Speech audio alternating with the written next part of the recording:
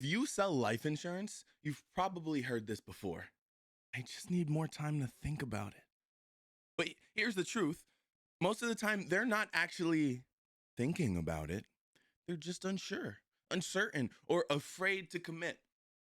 So today, I'm breaking down exactly how to respond when a prospect says this, so you can uncover the real reason they're hesitating and guide them toward a confident decision without sounding pushy or desperate. Let's get into it. Step one, acknowledge and remove pressure. Disarm the prospect. Now, because if a prospect feels pushed, well, then they resist. It's a little battle. You need to make them comfortable enough to open up and come with you willingly. So you could say something like, I totally get it, Jack. You should never make a decision unless it feels 100% right for you. That could be the beginning. So let's just say somebody goes up to you, yeah, no, I just need a little more time to think about it. Yeah, totally get it, Jack. You really should never make a decision unless it feels 100% right for you. Oh, well, it lowers their defenses, so they don't feel like you're forcing them to buy anything.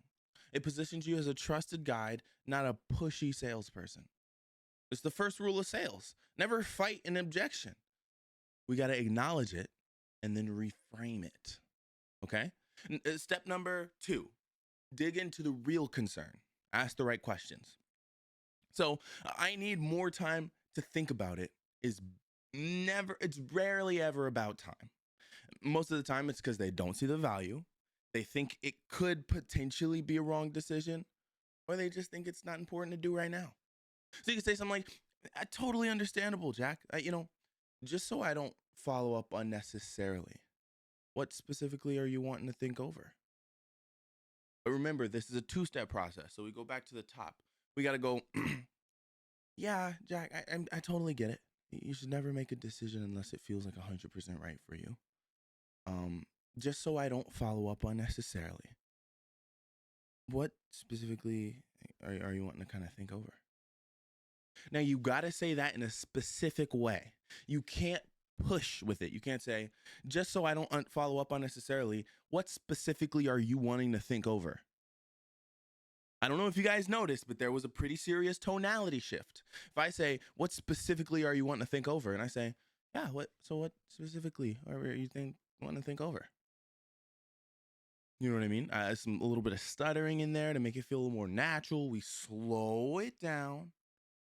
We're a little more curious, a little more just confused. Yeah, just so I don't follow up unnecessarily. What specifically were you wanting to think over? And if they say it's the price, be like, it's more about the monthly cost or making sure you're getting the best value. If they say it's the timing, gotcha. Just curious, like what would need to change for the timing to feel right? If they say it's the coverage details, yeah, that makes sense.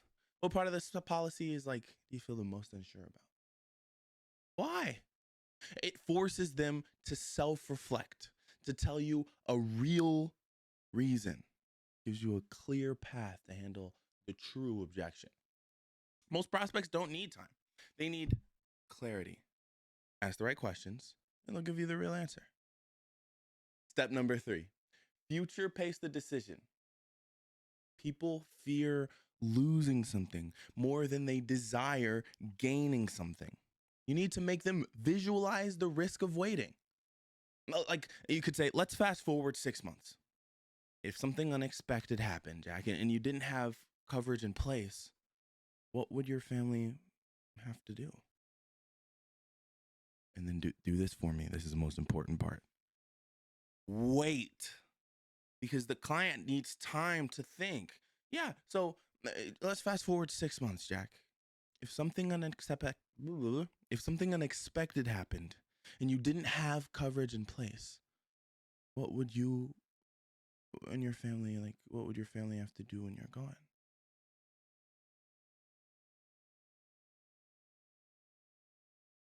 You give them some time. They got to be able to answer. And then you reply, yeah, that's exactly why so many people lock this in now. Because waiting can mean like paying more later, or worse, like not qualifying at all. But I guess let me ask you, do you feel like handling this now is like a smart move, or is it kind of like the dumbest thing you could do? It makes them feel the consequences of waiting, creates urgency, forcing a decision, but without you being forceful. People buy to avoid regret. Help them picture the cost of waiting and they'll move forward. Why do you think Ross does so good? It's a store where you never know if you can come back and get the product. It's a one-time thing. Now that you know how to handle the I need more time, try this on your next call. Watch how quickly your prospects start making decisions. Drop a comment if you've faced this objection before. How did you handle it? Hit the like button, subscribe, turn your objections into closed deals.